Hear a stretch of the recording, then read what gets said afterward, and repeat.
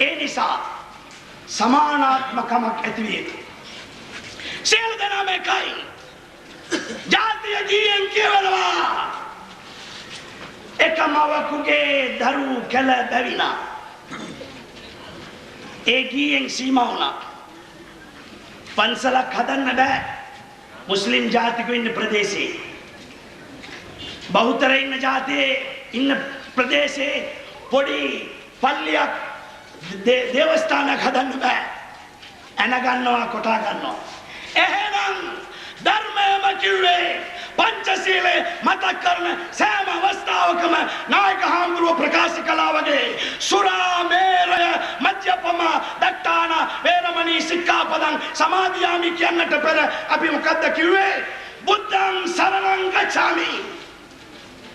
මම බුදුන්ගෙන් සරණ වෙමි. ගැරන්ටි. නිකන් කිව්වේ නෑ. පාණාති පාතා වේරමණී කියලා නිකන් නෙමෙයි කිව්වේ. අදින්නා දානා වේරමණී කියලා නිකන් නෙමෙයි කිව්වේ. ගැරන්ටි අප කළා. පළමුවෙනි අපේ මොකද්ද? බුද්ධං සරණං ගච්ඡාමි. එහෙම නේද? මා බුදුන් වහන්සේගෙන් සරණ වෙමි. ධම්මං සරණං ගච්ඡාමි. මම ධර්මයට සරණ වෙමි. බුදුරජාණන් වහන්සේ. ඉන්පස්සේ මගේ ආගම, මගේ ධර්මය. ඉන්පස්සේ මොකද්ද කිව්වේ? සංඝං සරණං ගච්ඡාමි.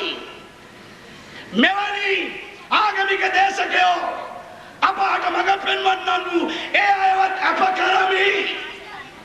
මෙච්චර අප කරලා තමයි කිව්වේ කාමීසු මිච්ඡාචාරා වේරමණී සික්ඛාපදං සමාදියා. සිරියාවතිය බැඳලා ඉන්න ඔෆිසියල්. ඒකිට ළමයි 4 දෙනෙකුත් ඉන්නවා. මේ කාලකන්ණිය කිරි පැකට් එකක් අරන් දෙන්න නැහැ. දැන් ගිහිල්ලා අනුන්ගේ කලිසමක් යනගෙන ඇඟලුම් කල්හල දොරකඩ ඉන්නවා කරුණාවති ලව් කරන්න. එහෙනම් කාමය වරදව හැසිරීම කියන එක හරිද ස්වාමින් වහන්සේ? වැරදි. තමන්ටයි දිසිරියාවති පමණයි. ඒ වගේම මෞසෙනහස අම්මයි. කවදාවත් අම්මව බිරිඳට සකස් කරන්න බෑ, සමා කරන්න බෑ. මට සින්දුවක් මතක් කරනවා. සින්දුවක් මතක් වෙනවා. සමහර කොල්ලෝ කෙල්ලන්ට රැවටිලා අසරණ මෑණියන්ට වෙනස්කම් කළා. යකෝ කියලා සින්දුවේ නෑ මම කියන්නේ. යකෝ ගෑනු ඕන තරම් ලෝකෙ හරිම කරදරේ. නමුත් එක අම්මයි ඉන්නේ අපිට එයයි ආදර. සින්ද කියන අපිට නැටුවා. ශාසෝක් කිව්වා. යකෝ ඒකේ මොකද්ද තේරුම? එක අම්මයි ඉන්නේ මට එයයි ආදරේ කිව්වත් මොකද්ද තේරුම? මගේ පුතා පීය කරගෙන මට අනින්න එනවා. වත්තේ හැමදෙනාම කියනවා. වත්තේ හැමදාම කියනවා.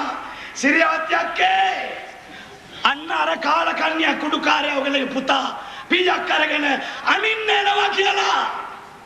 අම්මා දුවන්නේ නැහැ. බිරිඳ දුවයි. අම්මා දුවන්නේ නැහැ. ඒ අම්මා මොකද්ද කිව්වේ? මගේ පුතා මගේ රත්තරන් පුතාගේ අතින් මරුන් කන්න මට ලැබීම තියෙන්න ඕනේ කියලා ඒ පුතාගේ මරුන් කෑවා. එයා තමයි අම්මා. ඒ අම්මට ආදරේ දැක්ුවේ නැහැ. කොල්ලෝ කෙල්ලෝ එක්ුණා. හැබැයි සමානාත්මකම ඒකේ තියුණා. කොල්ලයි කෙල්ලයි හඳුනා ගන්න බෑ. චෙක් පොයින්ට් එකේ අහුනොත් රාලාමිල ඇතුළට ගිහිල්ලා අත ගහලා බැලුවොත් තමයි දන්නේ කෙල්ලද කොල්ලද කියලා. ඇයි? කොල්ල කොණ්ඩේ වවලා කෙල්ල කොණ්ඩේ කපලා. යකෝ මොනවද මේ මහරුව? මොකද්ද මේ විපත්‍ය? මුහුදු ගැල්මටත් වඩා අසාධාරණයි.